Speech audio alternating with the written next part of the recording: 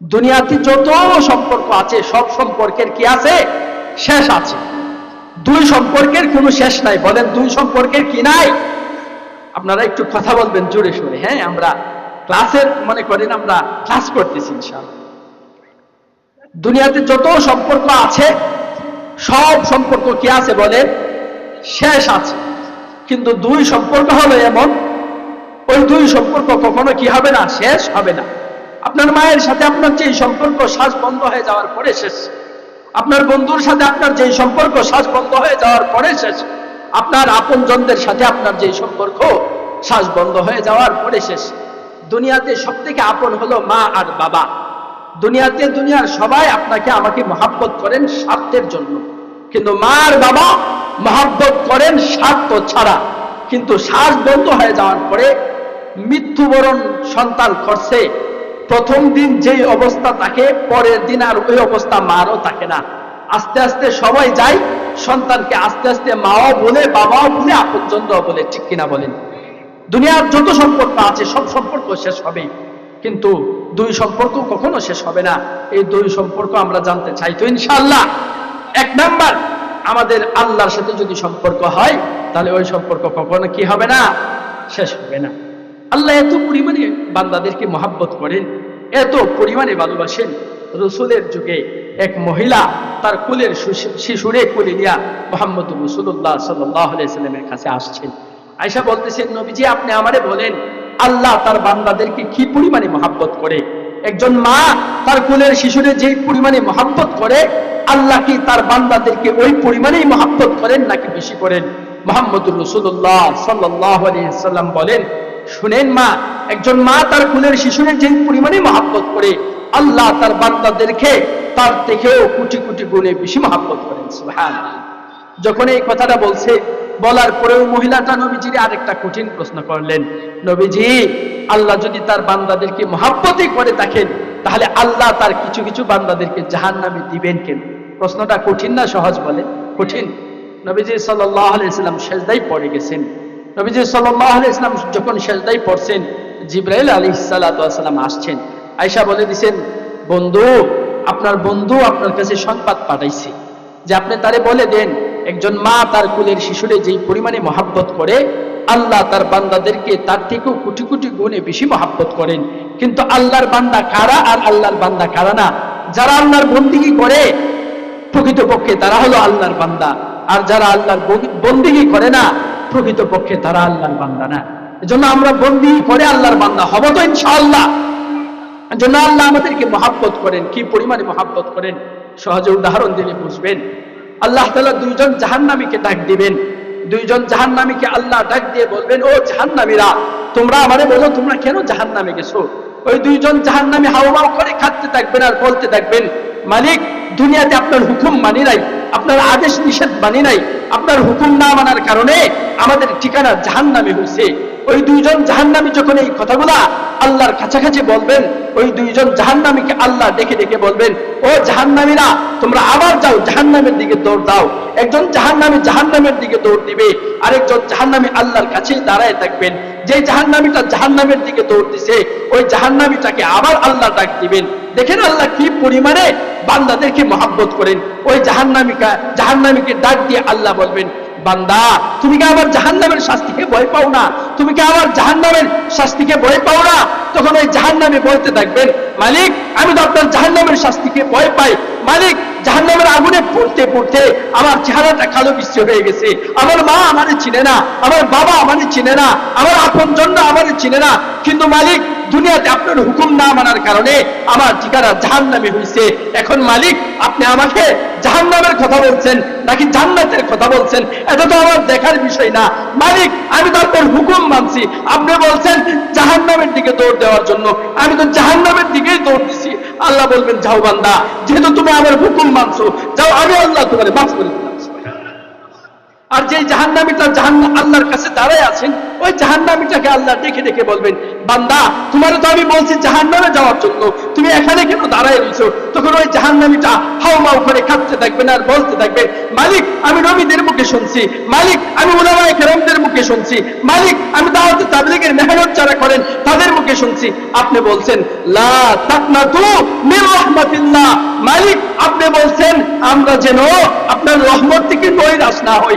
মালিক, আমি তো আপনার রহমতের আশায় দাঁড়ায় রয়েছি, কখন আপনার রহমত আসবে, কখন আপনার দয়া আসবে, আর ওই দয়া দ্বারা আপনি আমারে মাফ করে দিবেন। আপনার দয়ার আশায় তো আমি দাঁড়ায় রয়েছি। দেখেন আল্লাহ কি পরিমাণে বান্দাদেরকে মহাব্বত করেন। আল্লাহ ওই বান্দাকে বলবেন, যাও বান্দা, যেহেতু তুমি আমার দয়ার আশায় দাঁড়ায় রয়েছো, যাও, আমি আল্লাহ তোমারে মাফ করে দিলাম। যদি আল্লাহর সাথে সম্পর্ক হয়, ওই সম্পর্ক কখনো কি হবে না বলেন, শেষ হবে না। আল্লাহ মহাব্বত করেন, আরে কি পরিমাণে মহাব্বত করেন। দুনিয়ার সব দরজা যখন বন্ধ হয়ে যায়, দরজা খুলে দেন কে বলেন, আল্লাহ। দুনিয়ার সব আপনজনরা যখন পর হয়ে যায়, তখন আপন হয় কে বলেন, আল্লাহ। দুনিয়ার সবকিছু পর হবে, কিন্তু পর হবে না কে, আল্লাহ। বলেন পর হবে না কে, আল্লাহ। এই জন্য মহব্বত করেন আল্লাহ। আল্লাহর সাথে সম্পর্ক যদি আমাদের হয়, এক নাম্বার সম্পর্ক যদি আল্লাহর সাথে সম্পর্ক হয়, ওই সম্পর্ক কখনো কি হবে না বলেন, আরো জোরে বলেন, কি হবে না, শেষ হবে না। আল্লাহর সাথে সম্পর্ক করতে আমরা রাজি আছি তো ইনশাআল্লাহ। হাদিসের মধ্যে আছে, রাসূল আকরাম সাল্লাল্লাহু আলাইহি সাল্লাম বলেন, আল্লাহর কোন বান্দার গুনাহ যখন সমুদ্রের ফেনার থেকেও বেশি হয়, কিন্তু ওই বান্দা যখন আল্লাহরে আল্লাহ বলে ডাকবে, আসমানের উপর যেন মালিক বলেন, ফেরেশতারা, আমার বান্দার গুনাহ অনেক বেশি হয়েছে, কিন্তু আমার বান্দা বহুত দিন পরে আমারে আল্লাহ বলে ডাকতেছে। ফেরেশতারা, তার গুনাহ সমুদ্রের ফেনা হয়েছে তো কি হয়েছে, তার গুনাহ যদি আর সে আজিমা ছুঁয়ে যায়, আমার বান্দা তো আমারে আল্লাহ বলে ডাকতেছে, আমি আল্লাহ তার গুনাহকে মাফ করে দিই। সুবহানাল্লাহ। দুনিয়াতে একজন মানুষ যখন অপরাধ করে, দুনিয়ার সব মানুষ খুঁজে তাকে শাস্তি দেওয়ার জন্য, কিন্তু আমি আর আপনি এমন মালিকের গোলামি করি যে মালিক অপরাধীদেরকে খুঁজে মাফ দেওয়ার জন্য। সুবহানাল্লাহ। একজন মানুষ দুনিয়াতে অপরাধ করছে, দুনিয়ার যারা নেতা তারা খুঁজে তাকে শাস্তি দেওয়ার জন্য।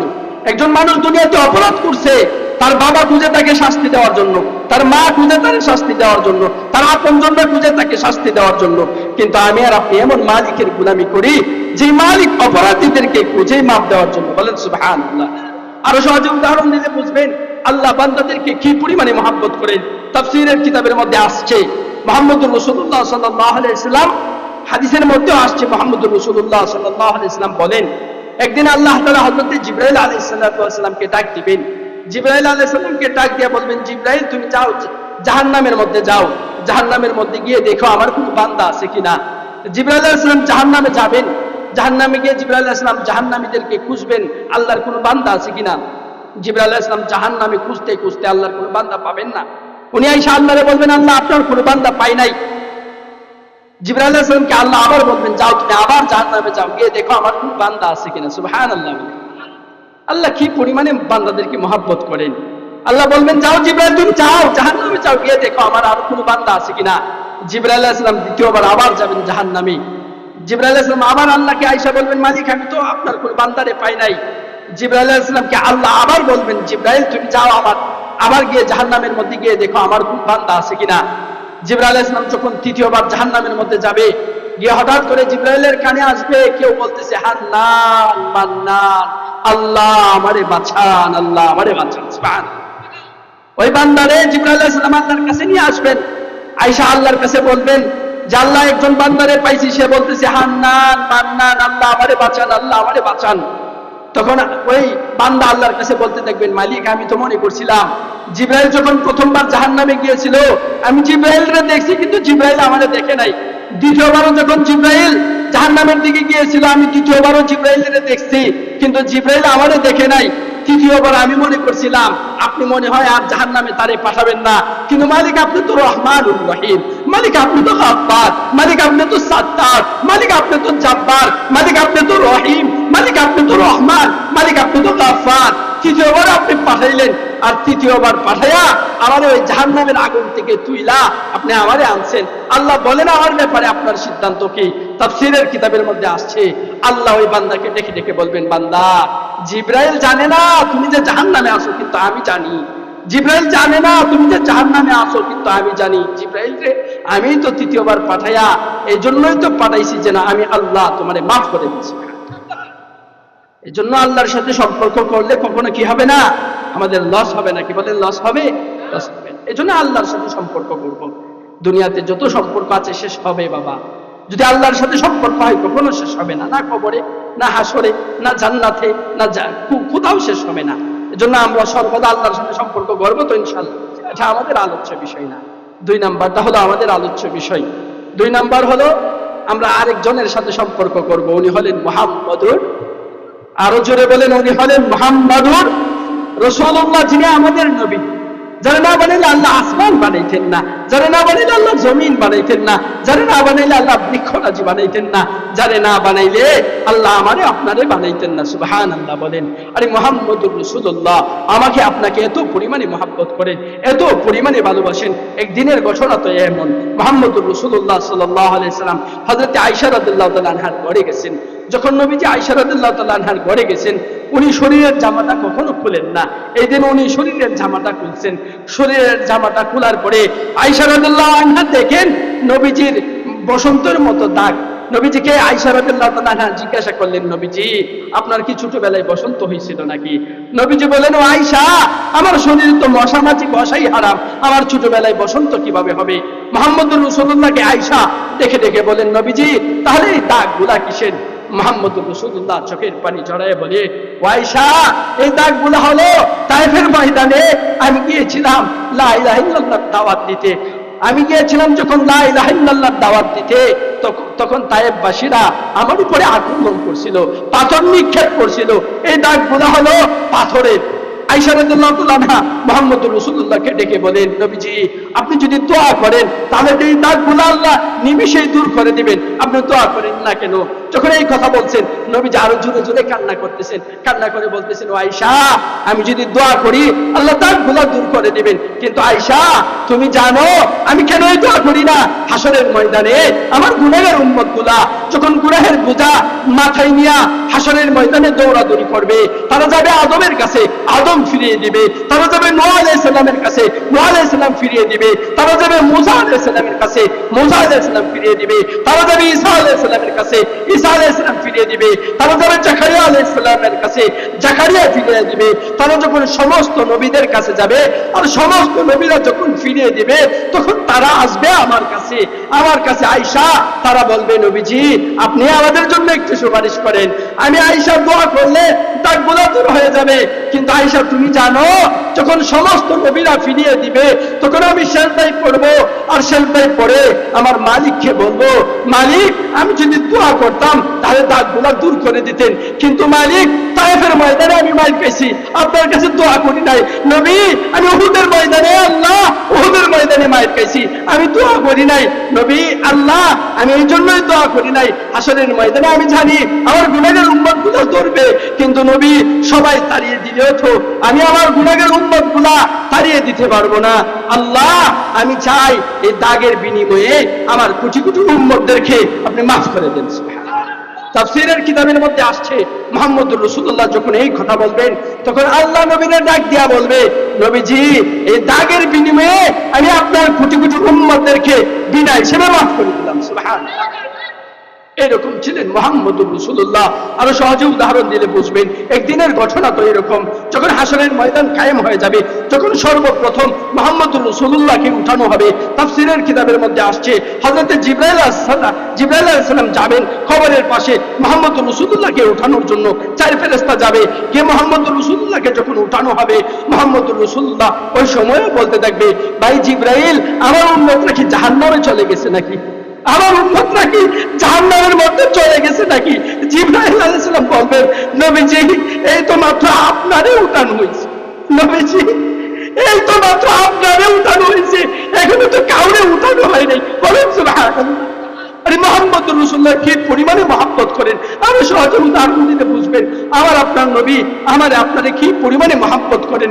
একদিনের ঘটনা, নবীজি মসজিদে নববীতে বসে আছেন, এমন সময় জিবরাইল হযরতে উসমান, হযরতে আবু বকর এবং হযরতে ওমর রাদিয়াল্লাহু তাআলা আনহু আসতেছেন। নবীজি বসে আছেন। নবীজি সাহাবায়ে কেরামদেরকে ডাক দিয়ে বলতেছে, শুনো তোমরা কি জানো বেহেশতের মধ্যে যুবকদের সর্দার কি হবে? সাহাবায়ে কেরাম বলতেছেন, নবীজি আপনিই বলেন। নবীজি বলতেছেন, বেহেশতের মধ্যে যুবকদের সর্দার হবে হাসান হুসাইন। আবার নবীজি সাহাবায়ে কেরামদেরকে ডাক দিয়ে বলতেছেন, তোমরা কি জানো বেহেশতের মধ্যে মহিলাদের সর্দারিনী কি হবে? সাহাবায়ে কেরাম বলতেছেন, নবীজি আপনিই বলেন। নবীজি বলছেন যে বেহেশতের মধ্যে মহিলাদের সর্দারিনী হবে আমার কলিজার টুকরা হযরতে ফাতেমা রাদিয়াল্লাহু আনহা। আবার নবীজি বলতেছেন, তোমরা কি জানো বেহেশতের মধ্যে বৃদ্ধদের সর্দার কি হবে? তখন সাহাবায়ে কেরাম বলতেছে, নবীজি এটা আমরা কখনো শুনি নাই। মুহাম্মদ রাসূলুল্লাহ দেখে দেখে বলেন, এই যে দুইজন সাহাবী দেখা যায়, ওমর এবং আবু বকর, এরা হবে বেহেশতের মধ্যে বৃদ্ধদের সন্তান। সুবহানাল্লাহ। কিতাবের মধ্যে আসছে হযরত ওমর রাদিয়াল্লাহু তাআলা আনহু এবং আবু বকর রাদিয়াল্লাহু তাআলা আনহু যখন কাছাকাছি আসছেন, নবীজি একটু আগে হাসতেছেন, কিন্তু তাদেরকে দেখা নবীজি সাল্লাল্লাহু আলাইহি ওয়াসাল্লামের চেহারাটা একটু মলিন হয়ে গেছে। তারা দৌড়ে আসছেন নবীজির কাছে, দৌড়ে এসে বলতেছে, নবীজি আমাদের দ্বারা কোনো ভুল বেয়াদবি হয়েছে নাকি? আমাদের দ্বারা কোনো ভুল বেয়াদবি হয়েছে নাকি? আমরা দূর থেকে দেখতেছিলাম আপনি হাসতেছেন, কিন্তু এখন আপনার চেহারাটা কালো কি হয়ে গেছে, বিশ্রী হয়ে গেছে, কালো মিশ্রিত হয়ে গেছে। নবীজি সাল্লাল্লাহু আলাইহি ওয়াসাল্লাম ডাক দিয়ে বলতেছেন, শোনো, আমি তোমাদেরকে দেখা আমার চেহারাটা কালো হয় নাই। আমার দুনিয়াতে এমন কিছু উম্মত থাকবে যারা তোমাদেরকে গালিগালাজ করবে। নাউজুবিল্লাহ বলেন। সাহাবায়ে কেরামদেরকে গালিগালাজ করে কিনা জুড়ে বলেন। দুনিয়াতে বহুত মানুষ এইরকম আছে, বহুত মানুষ এইরকম আছে যারা সাহাবায়ে কেরামদেরকে সত্যের মাপকাঠি মনে করে না, যারা সাহাবায়ে কেরামদের ভুল ধরে, ঠিক কিনা জুড়ে বলেন, যারা সাহাবায়ে কেরামের ভুল ধরে। নাউজুবিল্লাহ বলেন।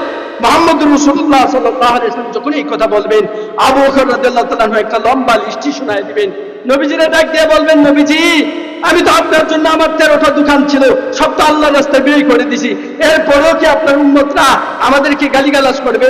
আবু উমর রাদিয়াল্লাহু তাআলা বলবে, নবীজি আমার যত সম্পদ ছিল সব তো আল্লাহর রাস্তায় দিয়ে দিয়েছি, এরপরেও কি আপনার উম্মতরা আমাদেরকে গালিগালাজ করবে? আবু বকর রাদিয়াল্লাহু তাআলা নবীজির কানে কানে গিয়ে বলে, নবীজি এমন কেউ কি থাকবে না যারা আমাদেরকে মহব্বত করবে? এমন সময় নবীজির চেহারা থেকে হাস্যোজ্জ্বল বের হবে, নবীজির চেহারাটা ফর্সা হয়ে যাবে। নবীজির ডাক দিয়ে বলবে, হ্যাঁ এমন কিছু উম্মত থাকবে যারা তোমাদেরকে বেশি মহব্বত করবে। তখন নবীজি আবার ডাক দিয়ে বলতেছেন, যদি তারা তোমাদেরকে মহব্বত করে, তার বিনিময়ে তোমরা তাদেরকে কি দিবা? বলেন সুবহান। নবীজি ওই সময়ে বলতেছে, আমার যে উম্মতরা তোমাদেরকে মহব্বত করবে, তার বিনিময়ে তোমরা তাদেরকে কি দিবা?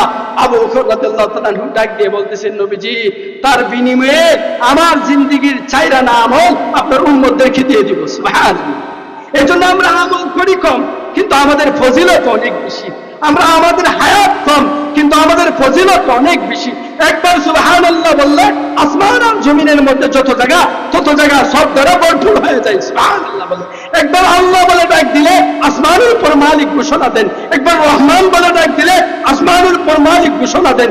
একবার গাফফার বলে ডাক দিলে আল্লাহ যেন এই কথা বলে, অমুক বান্দা অমুকের ছেলে আমার আল্লাহ বলে ডাক দিছে, অমুকের ছেলে আমাকে রহমান বলে ডাক দিছে, অমুকের ছেলে আমাকে গাফফার বলে ডাক দিছে। ফেরেশতারা তোমরা সাক্ষী থাকো, আমার যেই বান্দা আমার আল্লাহ বলে ডাক দিছে, আমার যেই বান্দা আমাকে গাফফার বলে ডাক দিছে, আমার যেই বান্দা আমাকে রহিম বলে ডাক দিছে, আমি আল্লাহ তার জিন্দেগীর সমস্ত গুনাহ মাফ করে দিলাম।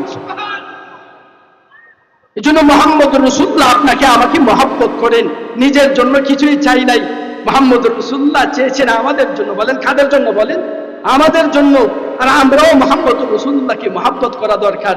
আমাদের দিলের ভিতরে নবীজির ভালোবাসা থাকা দরকার। আমাদের দিলের ভিতরে সাহাবায়ে কেরাম যেভাবে নবীজিকে মহব্বত করতেন, ওইভাবে আমাদের দিলেও নবীজির ভালোবাসা থাকা দরকার। আর সাহাবায়ে কেরাম নবীজির কি পরিমাণে মহব্বত করতেন, একদিনের ঘটনা তো এইরকম।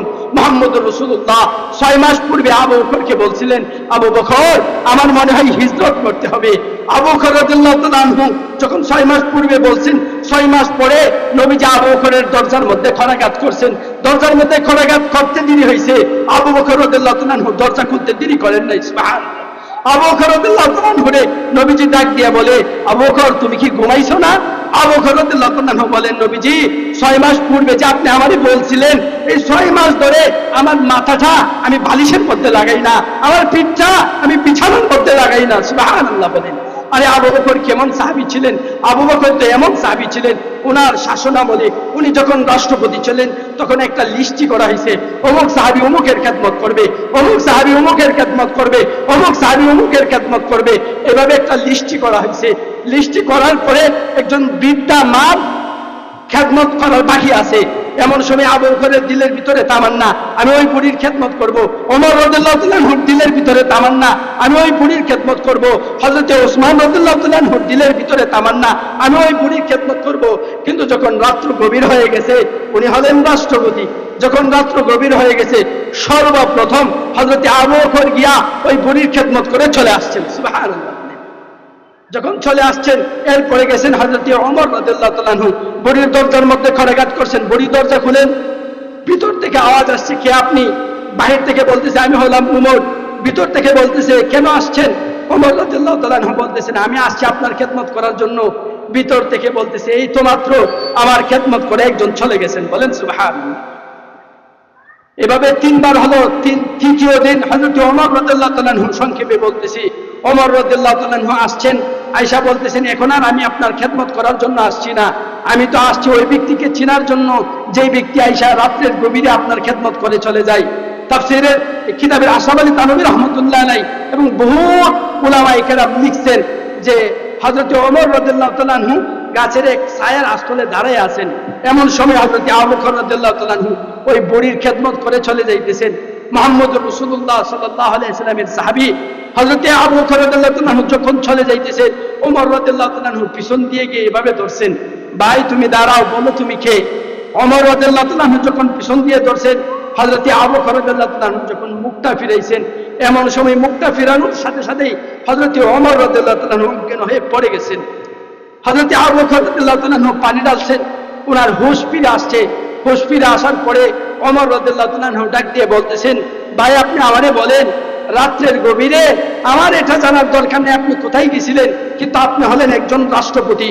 এই রাত্রের গভীরে শীতের খনখনের রাত্রিতে আপনার পায়ের জুতা কোথায়, আপনি এই কথা আমারে বলেন। হযরত আবু বকর রাদিয়াল্লাহু তাআলা আনহু কেমন সাহাবী ছিলেন দেখেন। হযরত আবু বকর রাদিয়াল্লাহু তাআলা আনহু ডাক দিয়ে বলছেন, শুনো, আমার জুতার পায়ের আওয়াজে আল্লাহর কোন বান্দার তাহাজ্জুদের নামাজে যদি কোনো অসুবিধা হয়ে যায়, আমার জুতার পায়ের আওয়াজে আল্লাহর কোন বান্দার ঘুমের মধ্যে যদি কোনো অসুবিধা হয়ে যায়, তাহলে আমি আবু বকর আল্লাহর সামনে কি নিয়ে দাঁড়াবো? সুবহানাল্লাহ। এরকম সাহাবী ছিলেন হযরত আবু বকর রাদিয়াল্লাহু তাআলা আনহু। বলেন সুবহানাল্লাহ। যখন নবীজি এই কথা বলছেন, আবু বকর আমার উম্মতদেরকে তোমরা কি দিবা? ওমর রাদিয়াল্লাহু তাআলা আনহু এবং আবু বকর রাদিয়াল্লাহু তাআলা আনহু বলে দিয়েছেন যে আপনার উম্মতদেরকে আমাদের আমলের 4 আনা বাদ দিয়ে দিব। বলেন সুবহানাল্লাহ। এরকম মহব্বত করতেন। আরো সহজে উদাহরণ দিলে বুঝবেন যে মুহাম্মদুর রাসূলুল্লাহ সাহাবায়ে কেরাম নবীজিকে কি পরিমাণে মহব্বত করতেন। এক সাহাবী এক ইহুদির কাছে বন্দী হয়েছে।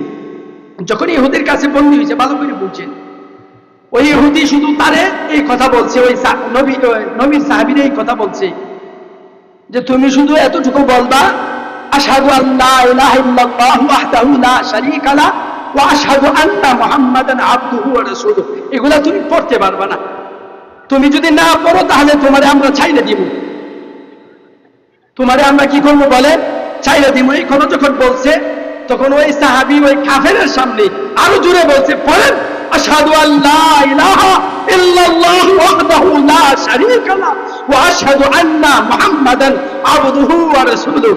যখন ওই ইহুদির সামনে ওই সাহাবী আরো জোরে পড়ছেন, তখন ওই ইহুদি ওই সাহাবীর হাত কাটছে আলাদাভাবে, ডান হাত কাটছে আলাদাভাবে, বাম হাত কাটছে আলাদাভাবে, ডান পা কাটছে আলাদাভাবে, বাম পা কাটছে আলাদাভাবে। ওই সাহাবীর চোখ খুলছে, ওই সাহাবীর কলিজা খুলছে।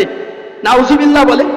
যখন এইগুলা করছে, এক সাহাবী দেখছে, ওই সাহাবী গিয়া তার মায়ের কাছে বর্ণনা দিছে, শুনেন মা, আপনার ছেলে এক ইহুদির কাছে বন্দী হয়েছিল। ওই ইহুদি শুধু এই কথা বলছিল, আশহাদু আল্লাহ পড়া যাবে না, কালিমায়ে শাহাদাত পড়া যাবে না, কিন্তু আপনার সাহাবী, আপনার ছেলে মুহাম্মদুর রাসূলুল্লাহকে এত পরিমাণে মহব্বত করেন, মুহাম্মদুর রাসূলুল্লাহকে এত পরিমাণে ভালোবাসেন। ওই ইহুদি যখন এই কথা বলছে, তখন ওই ইহুদির সামনে আপনার ছেলে ওই ইহুদির সামনে আরো জোরে পড়ছে, আশহাদু আল্লা ইলাহা ইল্লাল্লাহু ওয়াহদাহু লা শারীকা লাহু ওয়া আশহাদু আন্না মুহাম্মাদান আবদুহু ওয়া রাসূলুহু। তখন ওই সাহাবীর মা এই কথা বলতেছে, আরে আমার ছেলে রে, দুধ তো আমি এই জন্যই খাওয়াইছি। সুবহানাল্লাহ বলে, আরে আমার সাহাবী, আমার ছেলে মুহাম্মদুর রাসূলুল্লাহর জন্য শহীদ হবে, আমার ছেলে আল্লাহর জন্য শহীদ হবে, আমার ছেলে ইসলামের জন্য শহীদ হবে, আমার ছেলে ঈমানের জন্য শহীদ হবে, আমার ছেলে কালিমার জন্য শহীদ হবে, আমার ছেলে মুসলমানদের জন্য শহীদ হবে। এজন্য দুনিয়ার সব ব্যাপারে আপোষ থাকতে পারে, কিন্তু মুহাম্মদুর রাসূলুল্লাহর ব্যাপারে কোনো আপোষ থাকতে পারে না। কেউ আপনার মারে গালি দিছে, তার ব্যাপারে আপোষ হতে পারে। কেউ আপনার বাবারে গালি দিছে, তার ব্যাপারে আপোষ হতে পারে। কেউ আপনার চাচারে গালি দিছে, তার ব্যাপারে আপোষ হতে পারে। কেউ আপনার বাইরে গালি দিছে, তার ব্যাপারে আপোষ হতে পারে। কিন্তু কেউ যদি আল্লাহ নিয়ে কথা বলে, কেউ যদি রাসূল নিয়ে কথা বলে, কেউ যদি ঈমান নিয়ে কথা বলে, কেউ যদি দ্বীন নিয়ে কথা বলে, কেউ যদি মুসলমানদের বিরুদ্ধে কথা বলে, কেউ যদি ইসলামের বিপক্ষে কথা বলে, তার ব্যাপারে কোনো আপোষ থাকতে পারে না। ঠিক কিনা জোরে বলে? আপোষ থাকতে পারে না। কেউ মুহাম্মদুর রাসূলুল্লাহকে গালি দিবে, আমরা কখনো বসে থাকবো না। আমার বাবারে গালি দিছে, তার ব্যাপারে আমি আপোষ করতে পারি। আমার মারে গালি দিছে, তার ব্যাপারে আমি আপোষ করতে পারি। আমার বাইরে গালি দিছে, তার ব্যাপারে আমি আপোষ করতে পারি। কিন্তু যিনি আমাকে কবর পর্যন্ত মহব্বত করেন, জান্নাতে যাওয়া পর্যন্ত মহব্বত করবেন, যিনি আমার জন্য চোখের পানি জড়াইছেন দুনিয়াতে, যিনি এখনো রোজা ধারে দেখা এ উম্মতি বলে আমাদের জন্য কাঁদেন, ওনাকে কেউ গালি দিবে, তার ব্যাপারে আমাদের আপোষ হতে পারে? বলেন, আরো জোরে বলেন, আপোষ হতে পারে নাকি? তার ব্যাপারে আপোষ হতে পারে না। ইসলাম নিয়ে কথা বললে তাকে আমরা কখনো ছেড়ে দেব না। দ্বীন নিয়ে কথা বললে তাকে আমরা কখনো ছেড়ে দেব না। আল্লাহ নিয়ে কথা বললে তাকে আমরা কখনো ছেড়ে দেব না। কেউ যদি ইসলামের বিপক্ষে কথা বলে, তার ব্যাপারে আমরা কখনো আপোষ করবো না। ঠিক কিনা জোরে বলেন? কিন্তু আমাদের বহুত ভাইয়েরা এরকম আছে, আমাদের বহুত ভাইয়েরা এরকম আছে, মাজারে গিয়ে আল্লাহরে ভুলে যায়। ঠিক কিনা জোরে বলেন? আরো জোরে বলেন, বাজারে গিয়ে আল্লাহরে ভুলে যায়। আরে আল্লাহর সাথে শরীক করে, আল্লাহর সাথে শরীক করে। আরে আপনারা বলেন, মাজারে ছেড়ে যাওয়া যাবে নাকি? জোরে